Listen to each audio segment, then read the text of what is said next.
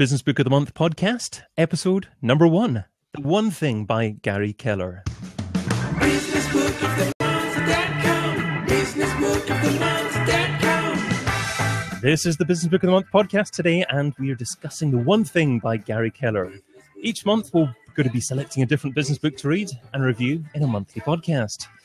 The intention is to join together as a group and hold ourselves accountable to read one great business book every month and discuss what we learn on this very podcast and see what happens. Hopefully our own businesses will improve because of it, and I also hope that you, dear listener, will get something out of it too. So it's the first show. I'm sure that the format will evolve over time.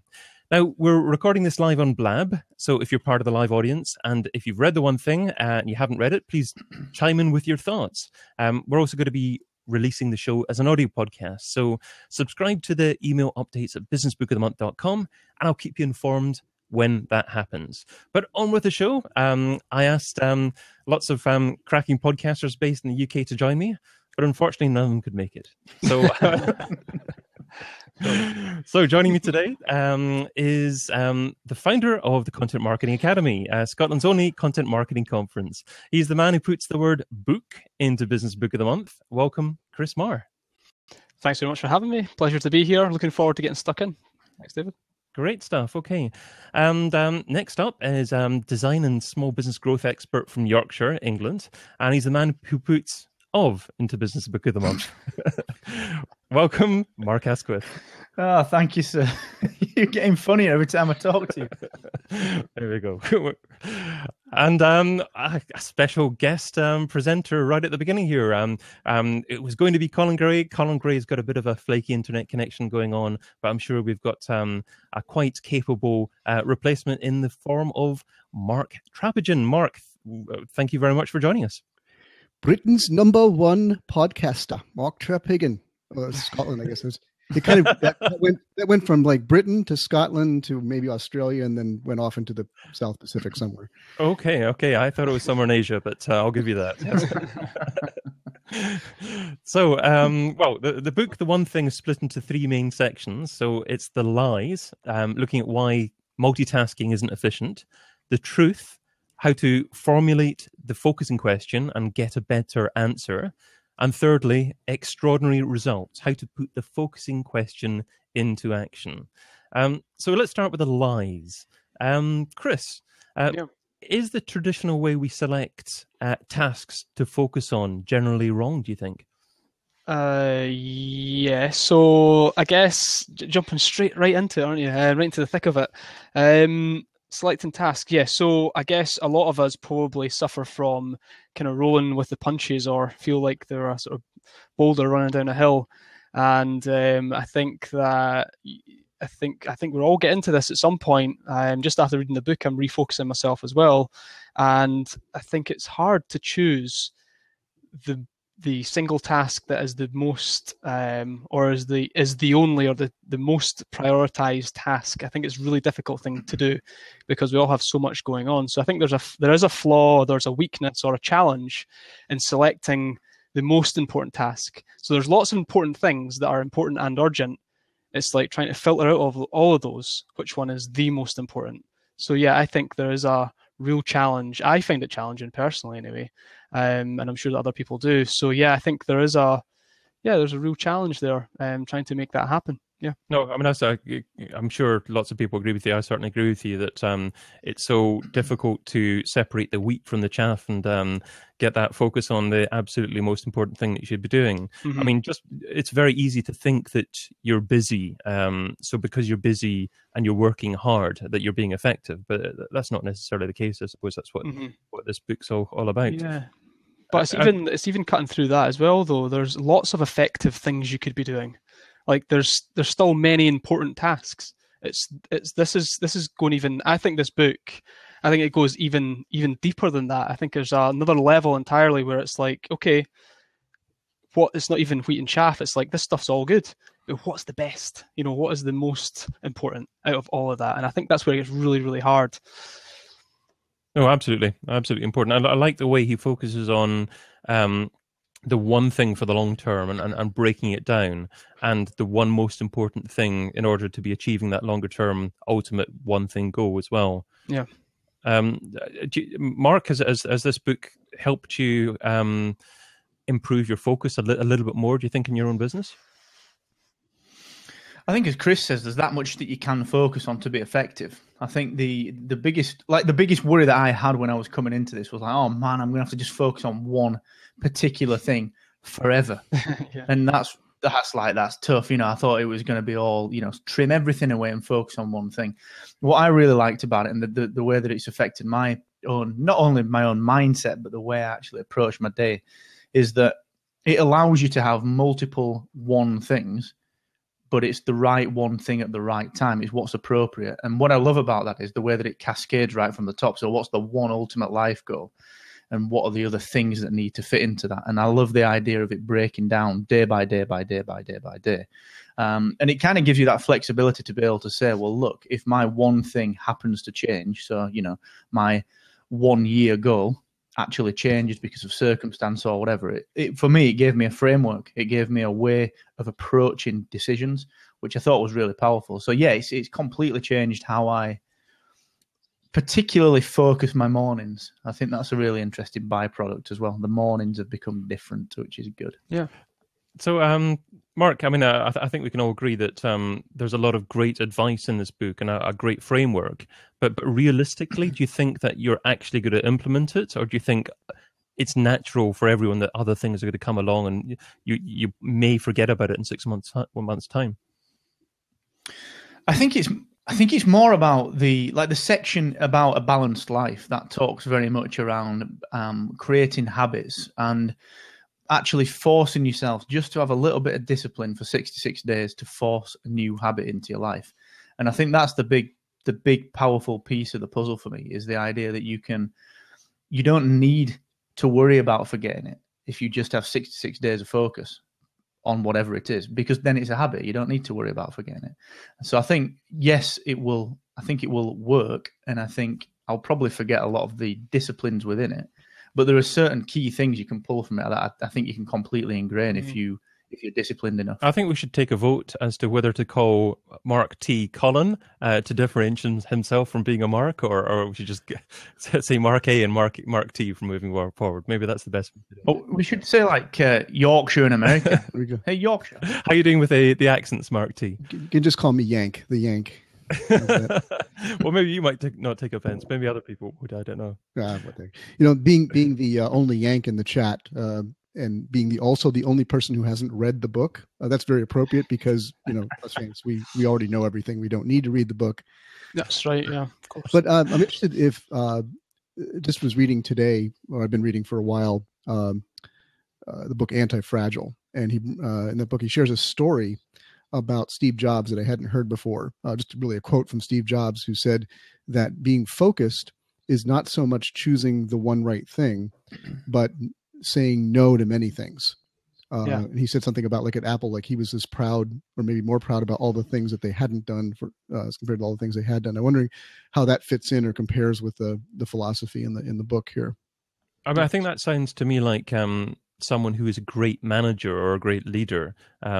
He helps steer the ship of the organization. And it's strange at the moment, actually, with Apple, because now they seem to actually be introducing more products now, and I'm not sure if Steve Jobs would actually be happy with that.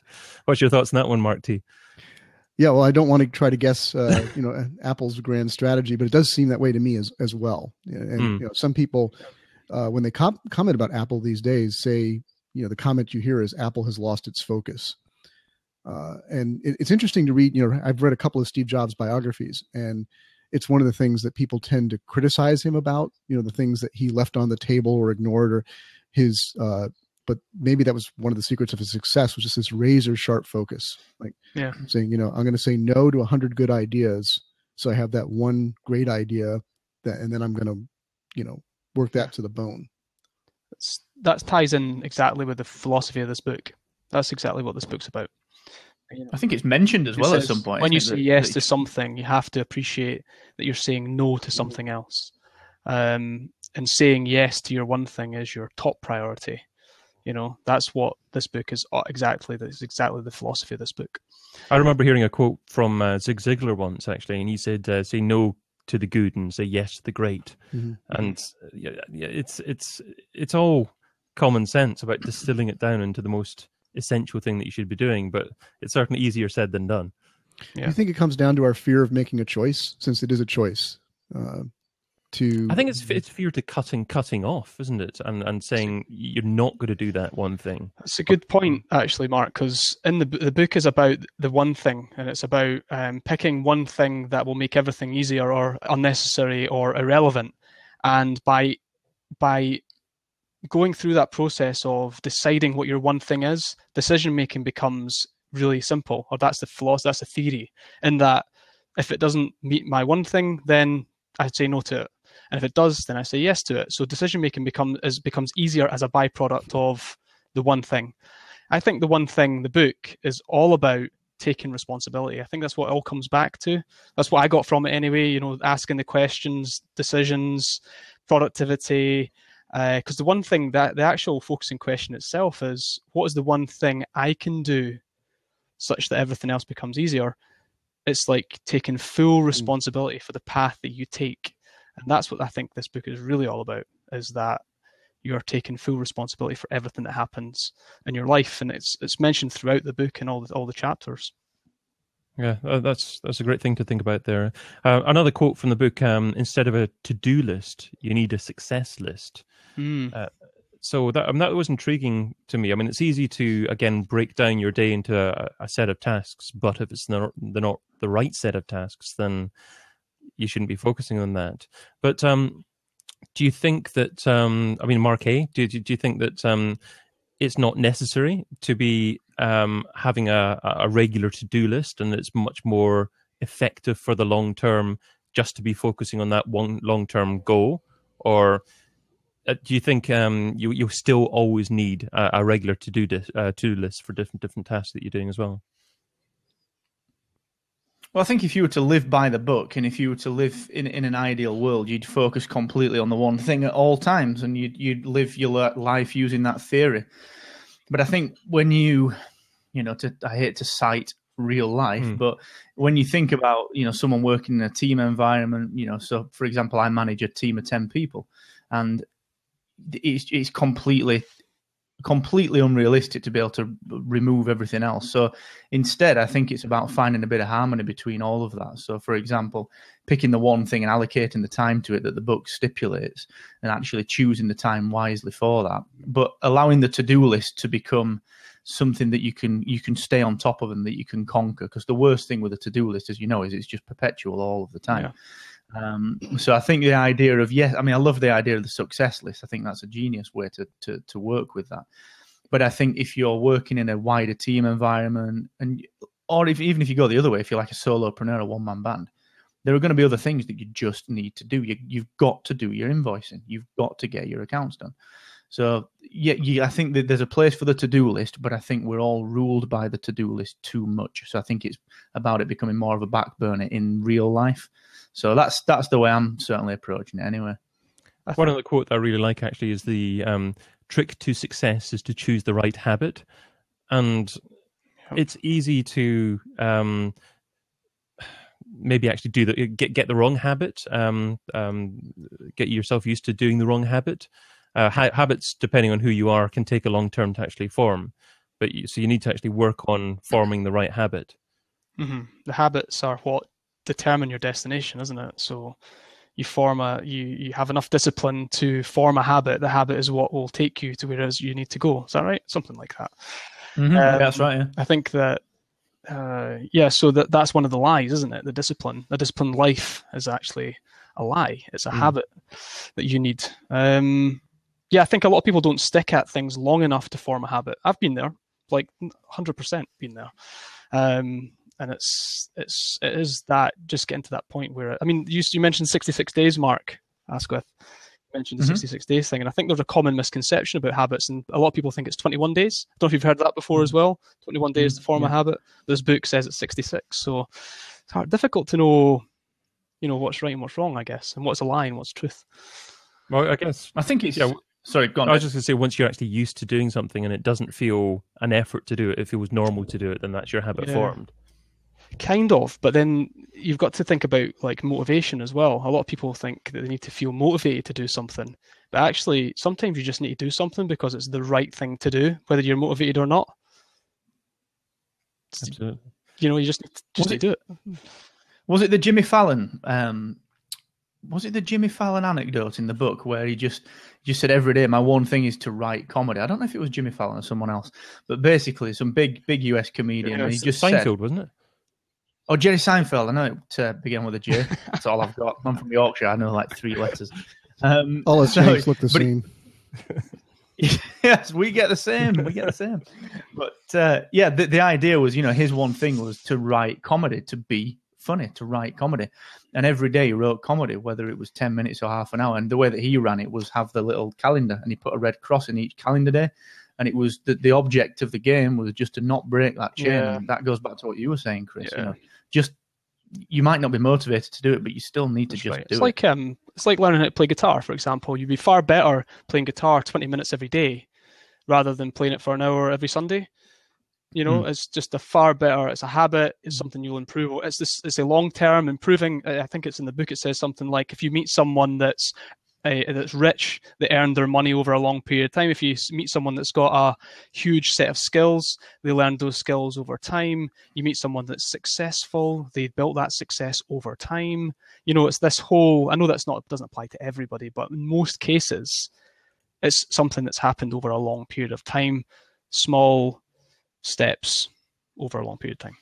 But I love committing to something, like doing a podcast every week, or doing the show every single month. And Chris, your Content Marketing Academy, you set the date in the diary a year in advance, and you focus on accomplishing that. And you know that you can't just turn up the day before and think, well, let's just get some speakers and let's get some guests along to that. You know there's certain things you have to do every month, every week beforehand. Yeah, it sounds to me like. Yeah, it sounds to me like this one thing concept would help you, going back to the to-do list, that it would help you as you make, say, your daily to-do list, if you're doing it in the morning or the night before, right, to set what goes on that. Because if you're realistic, if you've done to-do lists, realistically, you can only put so many things on there. I know Eric Engel, who I work with, never puts more than 3 things on his to-do list. Yep.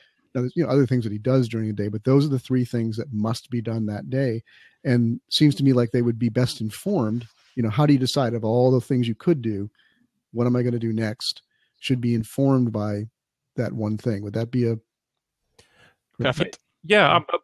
What he also says is that you need to spend 4 hours a day focusing on your predetermined number one thing to do. And it should ideally be the morning. So you start work, you work from 8:30 to 12:30, whatever you want to do on your one thing. And then the afternoon is the time to do management of your tasks, management of your people after that. So, James Altucher's a big fan of that as well. He says 2 hours after you wake up in the morning, the next 2 hours is your most productive time. So if you wake up at 8, your productive time would be between 10 and 12, for example. There's like a period in the day where you're just going to be the most productive. It's typically in the morning for most people. But the book says as well, just coming back to the sort of the 3 things, in the book it challenges you to take those 3 things that you said you're going to do today and make it 1.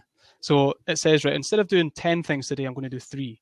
Instead of doing 3 things today, I'm going to try and do 2, and then focus it right down to just one absolute thing that you need to do.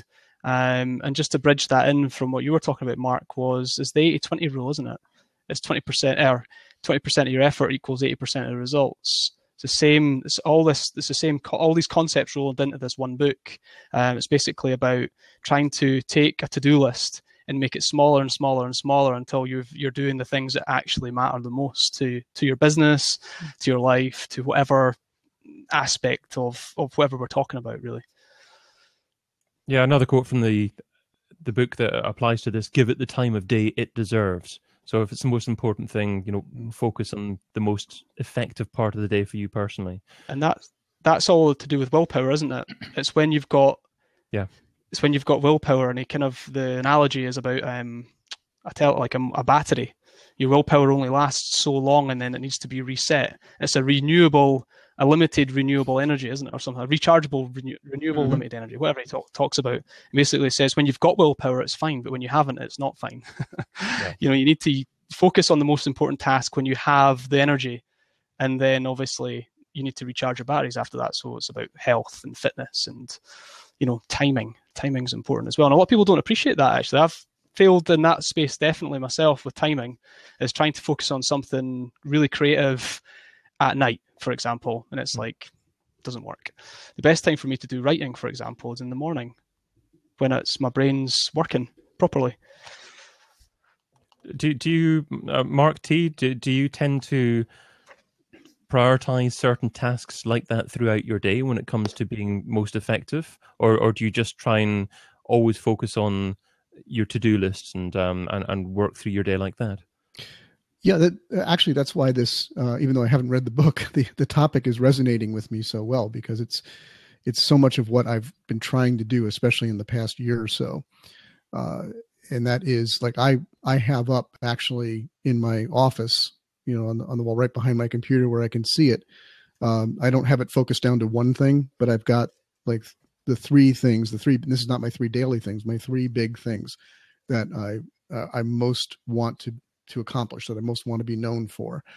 And so every day I look at that and I ask myself, am I doing something today to contribute to at least one of those? And I don't feel like the day was a success unless I know that I've committed to doing something to contribute to at least one of those. It's a good plan. I mean, one thing that I've tried to do in the past, and it worked when I was doing it properly, and definitely slipped out of habit, is trying to do one thing every day that works towards growing the business, right? So works towards your one thing. So it could be anything, like from an email marketing campaign or writing a little bit of copy for your website or whatever. There's like a list of maybe 30 things that you could do that would tick that box, which is, what did I do today that worked towards building my business or getting me more customers, for example, which is usually the thing that builds your business. Right. That's important, Chris, because it's not a task, right? We're not talking about a specific task. We're talking more about an accomplishment, a goal. It's that longer term goal, isn't it? It's much more longer term. But if you did something, it's like Seth Godin talks about it as well. He says do one thing today. One small thing every day for a year, for 2 years, for 3 years, for 4 years, for 5 years. That's the thing that's going to really grow your business. And those are the things that people, the commitment, the consistency, to the habit, that's the things that people they just don't do. And it would separate you from the rest over time. So, Chris, do you think you can apply these principles to your business as well and actually get more focused in terms of what your business does, who your business target market is, or is it more of a personal goal, long-term objective for yourself, do you think? What's that? The book? The principles in the book, because I'm thinking personally, years ago, I built this online program, 26-week digital marketing plan. How more general can you get than that in terms of offering people a training program? And, it's done all right, but, and maybe 7-10 years ago, you could have that generalist approach, but now you've got to be a lot more pigeonholed in terms of approach, who your target market is, and precisely what you're covering. So, as a business, do you think this book can give someone better focus in terms of what they want to accomplish within their business? 100%. Yeah. Yep. Yeah, that's a short answer. I'll give you a short story. About 18 months ago, I was running a network marketing business at the same time as running this business, right? It's early days for this business. This business is just into its third year now. So I was effectively running two businesses, right, at the same time, and they were both starting as well. So it was like, it was a ridiculous, looking back, stupid thing to do. When I read this book, I was like, right, there's something wrong. Something's not happening, in my business life, because business life is connected to your personal life, whether you like it or not, it is. And I decided that I would do no more network marketing business at all. So I just stopped, like, overnight. And as a result of that, I was much more focused on my business, my own business, the thing I was more passionate about. And I think over time, just to kind of answer your question, I think if I was to ask myself the question, what is the one thing I can do today to make everything easier or unnecessary? If I was to ask myself that question every single day in my business, I think over time, you would become far more focused on the things that actually matter, where you would make the most difference in your business. So I think it's like almost taking your business from like this big vision that you're a wider scope for your business, to really refining it right down. So we went from being a general marketing company to a content marketing company to a company that does a conference. Do you know what I mean? So we were just like slimming right down all the time, refining and niching down all the time. And this book, I think, could be a massive catalyst for that. That result you're looking for. Yeah. But because I've seen a couple of periscopes that you've done, and you've talked about how you've worked a lot over the last few months on getting your brand right, changing your brand a bit, getting that focus there as well. And so I was just wondering if this book, set off extra light bulbs in your head in terms of even more focus. Yeah. So I read it again tonight. Today, this afternoon, I went back through my notes again, and I'm thinking, there's still so much in this book that can be applied to the business, to refine, to improve the focus. I think you slip out of focus naturally in your business. Like the client work rolls in, you're busy, too busy almost to focus on the right things, and you slip right out of it. So this book, I feel I've revisited it 3 times now, and I feel every time I revisit, I get just as much from it as I did the first time, if not more. So I think that 100% applies to business, and I think that the concepts in the book will allow you to focus more on the things that are important and will actually grow your business.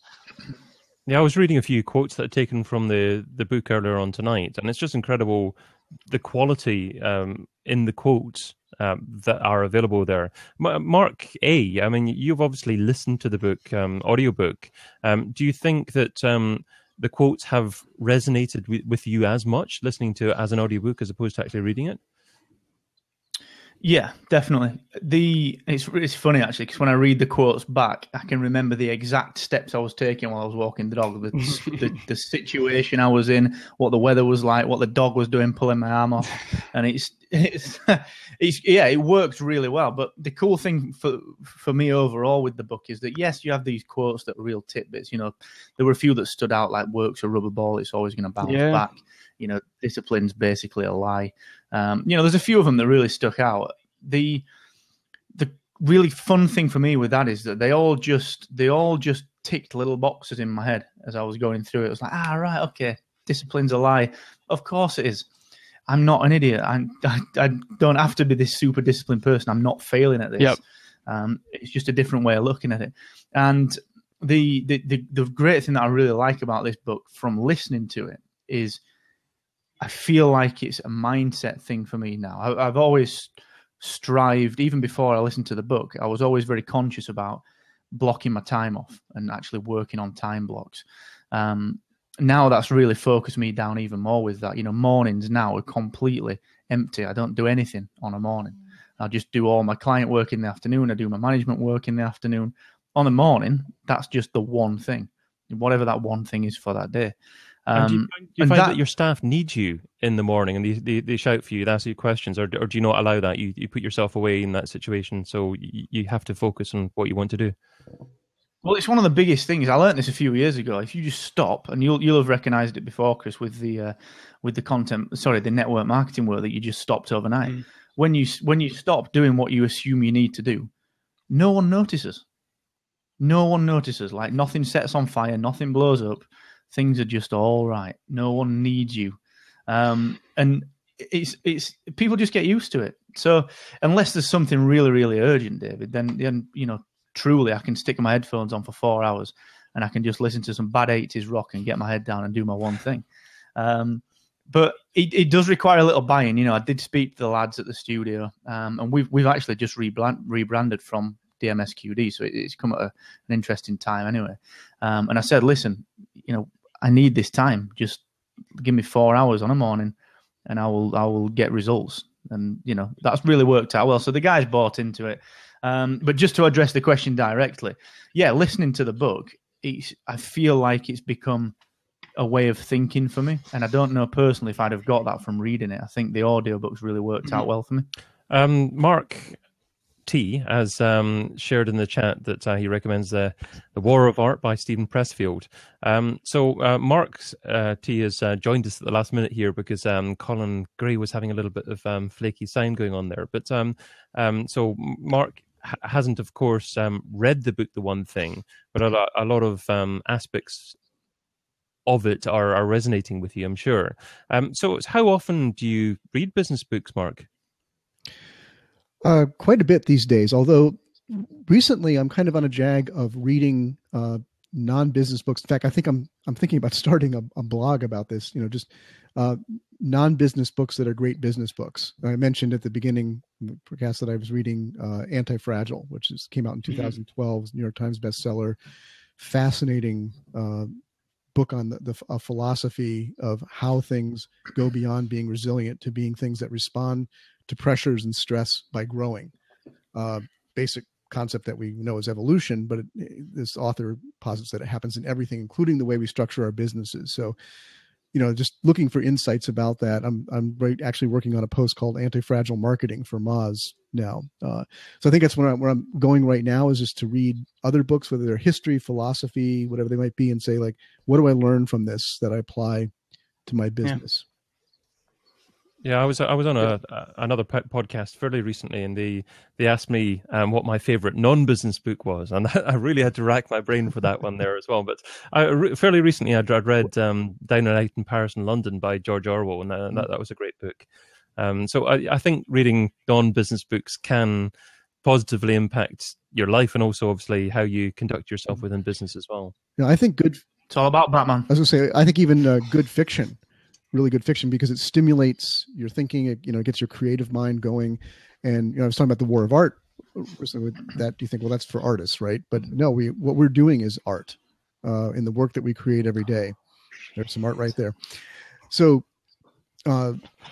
anything that gets your mind going and gets you thinking, gets you reflecting on life in general, I think is going to have a positive effect on how you do business. If you're thinking like a business person, you're thinking in this ways, you're going to get insights that you're going to apply out of anything good that you read.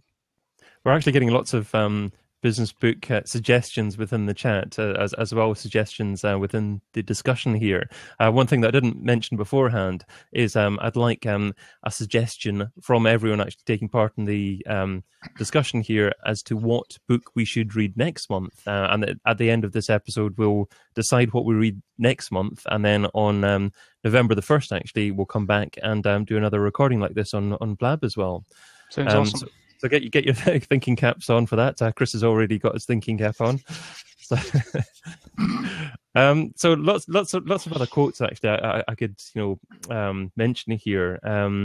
Magic never happens in the middle. Get yourself out there. How we phrase the questions we ask ourselves determine the answers that eventually become our life. Mm-hmm. That one really resonated with me. It's so easy to ask yourself the wrong question and then, because of that, end up down the wrong path. Yeah. The one, just to build on that, actually, David, as well, is that he talks about how he talks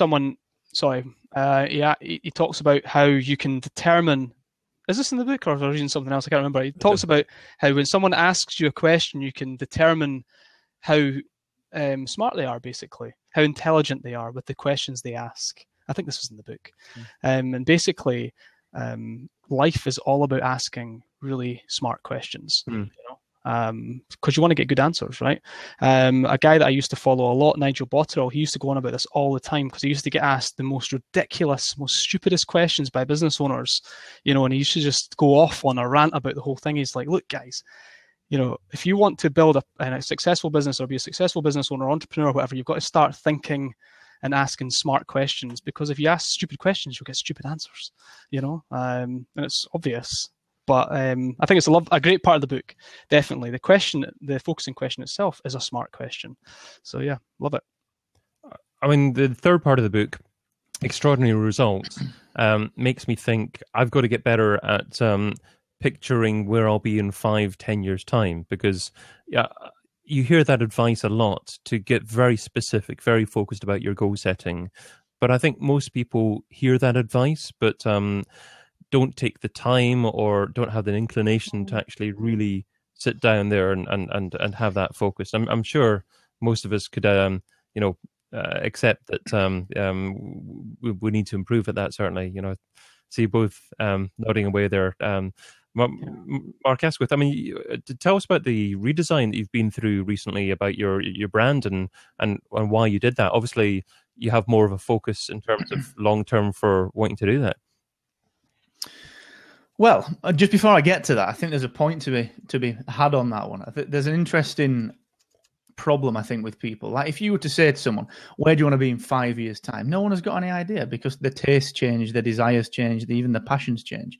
So I think a lot of the problem in answering that question is the desire not to pigeonhole yourself, because when you set that path in your mind, you feel like a failure if you've not hit it, or you feel bad for deviating from that path. So I think there's a lot to be said. If you speak to a lot of entrepreneurs, so many people don't have business plans for that very, very reason.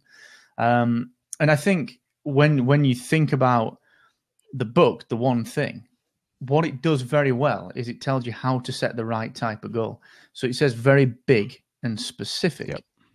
You're learning how to think big but go small. Exactly. And I think that's where it's interesting, because if you think about the biggest, it talks a lot about ceilings in the book. If you think about the ceiling that we put on ourselves, the ceiling might be just complete financial freedom forever. That might be our one thing in life. That's all we want, because we realize that that's just what we desire. How we get to that, where I want to be personally, where we want to be professionally in 5 years to achieve that, who knows? Who cares? As long as it's hitting that particular goal. And Chris, when you think about your business, you've gone from network marketing to a marketing agency to content marketing to an events business. Actually, if you'd have said that 5 years ago, would that have been the answer? Mm-hmm. And, that it probably wouldn't, to be fair. It's hard to think. I think it's really hard to think beyond. I almost feel like it's hard to think beyond this year, the year after next. That's difficult for me. Like, you can almost picture what things are going to be like next year and maybe the year after. And then after that, it's a bit like, why is that, though? Is that because of yourself, or is that because of digital in general? It changes so quickly and it's hard to imagine what it would be like. I can give you a perfect example. A year ago, my wife wasn't pregnant.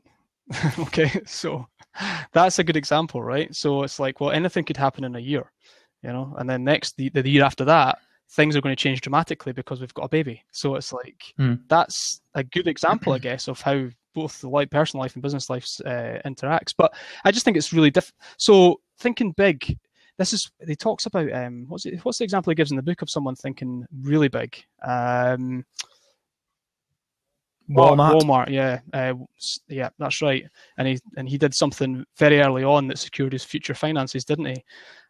He just had a big vision, didn't he? Some people have the capability to have a strong vision. Like Walt Disney. Yeah, you hear the answer, the example of quite a bit. That's right. Yeah, there's Oprah's in the book as well. They're all the same. Right. It's just they're just big visionaries. Some of these the guys are they're in the 1%, right? That's like, those guys are just in that space. I think it's very difficult for us to imagine, to think that big. But we've got to, I think the book really just scratches the surface on this, doesn't it? This whole thinking big. And we have to allow ourselves to do that. So I immediately thought of the conference, and I thought to myself, well, what's stopping me from doing 1,000 delegate conference? Nothing. Only myself, and my limitations in thinking, probably. Right, I could write it down. Right, I want 1,000 delegates at next year's conference. How would I make that happen? And that would have to be my one thing, right? So it would be the focus is in the question. So the question that you're talking about, Mark, was in that quadrant. Can I double my sales in 6 months? That was big but specific, right? It'd be the same thing. How can I get 1,000 delegates to my event in 9 months' time? It's the same sort of thing, isn't it? Asking yourself a really big question, but being very specific about it. That's why the rebrand came about, Dave. Well, it's not a direct result of the book, but it was. We knew we wanted to do it. The question in our minds, I'll put it this way, was what's the one thing that we can do to ensure we get the kind of clients that we want to work with within the next year, right? And the clients that we want to work with, global brands, and the people that we all enjoy working with in this kind of field, and. The first thing was, well, the one thing we've got to do is make sure we look like a global agency that does the work that we do. That's the next thing. Yep. And then the one thing that we've got to do tomorrow is make this project that we're putting out for this client the best it can be. And then the next one thing is make sure that the people we want to work with see that project. So it all ties into this very big picture. You know, we want to work with Nike, we want to work with Apple. And what's the first thing we can do? Well, it's make sure we look like we can work with Nike and Apple. Mm-hmm. And lo and behold, we've got a contact who's the global marketing manager at Nike, all from the rebrand. And it's crazy, really. And that really big vision, but yet small, specific actions. And it seems to have worked. You know, we've only been doing it like 3 weeks. You know, it got to the point where we just, in one session, we were like, listen, guys, we need to rebrand. Okay, we'll do it then. And it was like there was no decision. It was just, no deliberation. It was just boom. That's it. We're doing it. And it was like you said earlier, Chris. If it fits into the vision, the decision making is much easier. It makes much more sense, doesn't it? Just everything's just more clear. I think that's the key thing. Pat Flynn talks about it quite a lot. You know, he mentioned when he first started his blog, he used to get requests for like guest posts and for him to guest on other blogs and so on. And every time he got the request, all he said was, does it fit into the vision for smart passive income? Yeah. If I do this, will it link to here, to here, to here? If not, then I'm not going to do it. That's fair enough. That's good. So. I think I'm bad. I'm personally kind of weak with that, I think, in that I quite like to just take opportunities. And you've really got to be... Entrepreneurs are like that, though, aren't they? You've got to be brutal, but that's the point. It's in the book. It says that you don't. That's exactly the mentality and the mindset you don't want is to be entrepreneurial. You want to be purposeful, and it's like it goes against some of the things that I think that I need to be. Well, that's why you read the book, isn't it? Well, you learn and you change your mindset, or you get stronger. Your philosophy gets stronger over time. So I mean, the thing. And I was just going to say the thing about the book is that. It almost could have been a lengthy blog post. It's not got a lot of different content in there. It's got one primary focus, isn't it? And I guess that could be a bit of a negative about the book. I mean, it's a wonderful concept, and it can give people incredible focus and help people an awful lot. But should it have been a book? I just wanted to throw that one out there. I'd have struggled like hell with an audio blog post, man. I kind of see what you're saying. Wait a minute, that's a podcast. I know what you're saying, Dave. I think that a lot of books are like this, though. Business books especially, they're tied up in stories and a bit of fluff and a bit of bulk. Yeah, I thought some of the lies were not lies really to me. Well, it depends on your experience, I suppose. And the one lie that I thought was a real lie was the work-life balance for me. I thought work-life balance was an actual thing. And I read it and it's like, actually, this makes a lot of sense that it's not that at all. So I thought maybe some of it was a bit weak and that I don't know. It's like, to be honest, I read loads and loads of business books and I think they're all the same. You could cut it in half and then cut it in half again. And then tell them to write it in 20 pages and it'd probably be the same. You'd probably get the same from it, I think. But would it have had the same impact? Probably not. So I think I personally get a lot from the stories because it makes me feel like it's real. So I like reading the stories, but I know a lot of people like to just get to the meat, you know. But that's where I think it's sort of the power is in the story. I don't know. There's a lot of bulk and stuff in there, but I don't know. I mean, you hear about the different personality types and the importance of actually trying to focus your stuff on all the different personality types. And if you just have the facts in there, then it's not going to appeal to a lot of people. It's not going to be the bestseller. Yeah. You're right. What time do we wrap up at 9 o'clock? Is that what your intention was? That was what I was focusing on. Yeah. Are you? Just wondered because I had one thing that I wanted to cover that's my favourite part of the book. So I don't know if it would be appropriate to share that or not. Go for it. Yeah. So Mark kind of touched on it a little bit, and there's a good reason it's my favourite part of the book because this is where it comes into work, I think, and I'm just going to look up my notes here because it's basically the section about are you doing the thing you're doing the best you can do or the best it can be done? And it's my favourite quote from the book. And I kind of try to live by it, and I've used it in presentations before as well, where it's kind of like a subtle but really distinct difference between doing the best you can and the best it can be done. So if you approach something, and this is all about mastery, developing your skills, your knowledge, experience.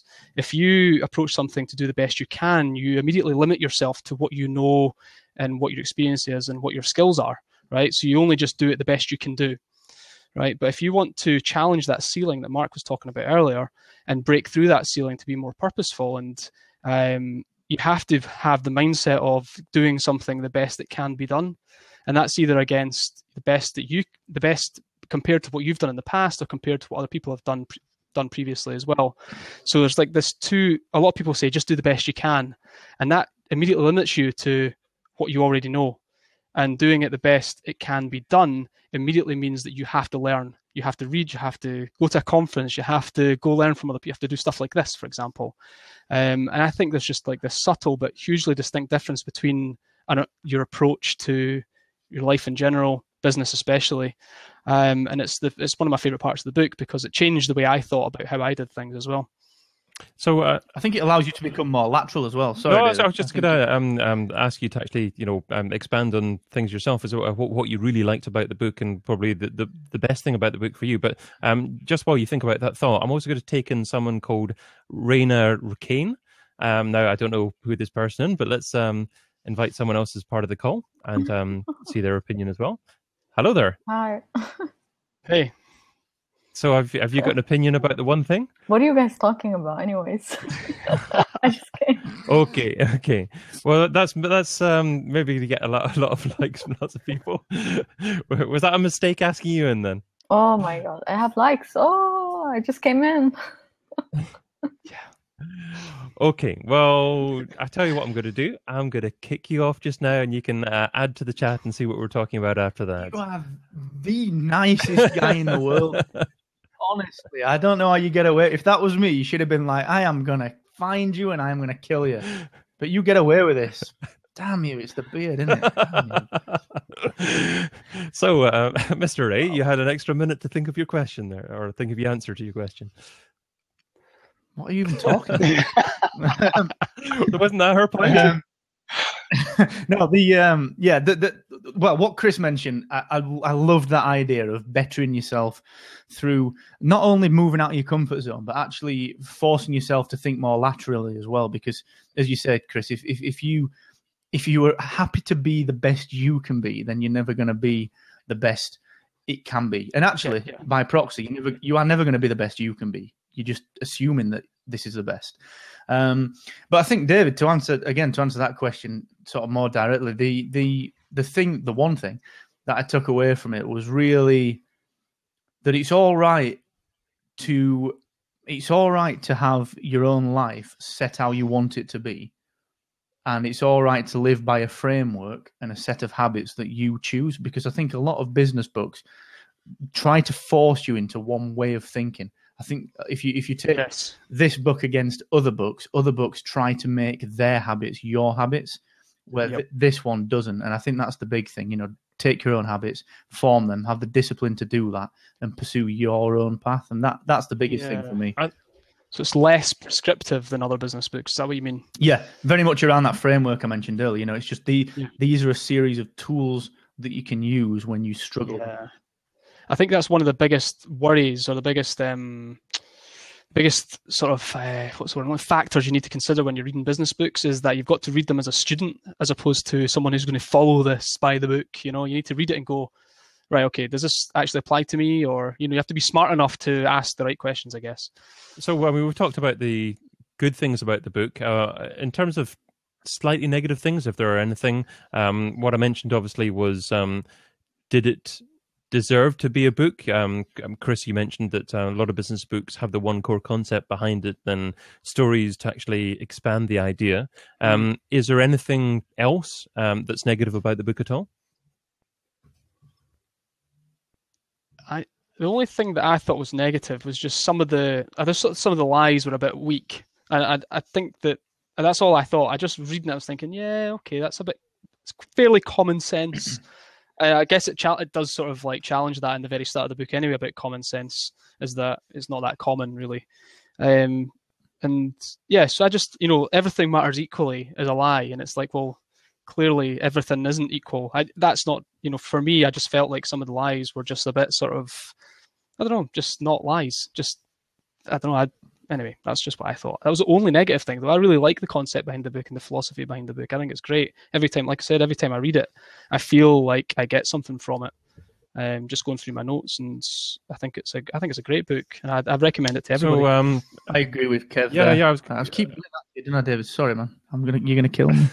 they're too far. Don't kick me off like you did. Kick you off. So you look like the you're swallowing the microphone there, the whole microphone expanding past the beard. But I was going to mention Kevin's point there as well. He's made a couple of points there as well, but one was a bit too much padding in the book. Also saying it's a bit repetitive, but powerful overall there as well. Do you think there's too much padding, Marky? I don't think. Yeah, I don't know what to think about this. Yes, I do. Look at that. It's like Madonna, Chris. Shoulder padding. Is that what we're talking about? No. I think some of the anecdotes. I think there were so many anecdotes to illustrate one point. I forget the bit of the book, but I remember thinking, well, how many times are you going to say this in different ways? That's right. Yeah. Having said that, it provides context and it drives the point home. So I don't know that pros and cons to There's that. a fine line. It can be motivational. It can drive the point home as well, and it's important sometimes when points are so important to have that emphasis. And if that emphasis isn't there, then that point can be lost as well. Exactly. Yeah. It's an effective way to learn is through repetition. It's just not that efficient, really. Yeah. One of Tony Robbins' favorite quotes, isn't it? Repetition is the mother of skill. Right. Okay. Well, you got it from me. Someone needs to tell Tiger Woods that. So, anyone listening to the audio version, because we're going to be releasing this as an audio version, I'm sure in iTunes. So, if you're just listening to the audio version, I'm sure there's a lot more going on, such as microphones and shoulder pads in the visuals. So you'll have to join and watch the next version live. Just go to businessbookofthemonth.com and sign up to the email updates, and I'll tell you when it is. But I reckon that just about takes us towards the end of our chat. Can we close up by maybe suggesting a book for next month, and then we'll decide between ourselves what book we should read next month. So we've got a big nod there from Mark Asquith wanting to go first for that one. Well, no, I was just nodding at you, David. I don't want to go first. I mean, you've got the microphone now, mate. Somebody's got to go first. Go on then. So anyway, I reckon the reason for this is that I think it complements really well the one thing, and that's The Miracle Morning by Hal Elrod. Okay, that's an interesting one, because I don't know if I've heard about it, but I don't know if I particularly want to follow what they suggest, although I'm sure it's an exceptional book. Painful. Chris, is that a book that you've read already, or? I haven't read it. So do you have another suggestion for us? Well, I mean, I've got... The one thing I had on my list was the E-Myth, but then it's a fairly popular... Well, it isn't. There's a lot of people that haven't read it, but I thought about the E-Myth would be a good one to break I've read down. that one. Have you read that one as well? No. Okay, interesting. It's an excellent book. We've got Felipe, sorry, in the chat saying that I'm okay with the Miracle Morning. My suggestion is The $100 Startup by Chris Gillibo. Yes, that's a good book. I haven't read it, and I like the concept of insights from 50 different people. Starting a business with a small amount of money there as well. And I'm thinking, obviously I do a podcast on a weekly basis as well, so I'm thinking of the possibility of publishing a book, interviewing other people as well. So that to a certain degree, I'm thinking, well, that might be give me an idea in terms of format for writing a book as well, publishing a book as well. So how do we pick the winner? I think we need a few shout outs from chat there. Is it the E-Myth Revisited? Is it The Miracle Morning, or is it the $100 Startup? We should do like a countdown. $100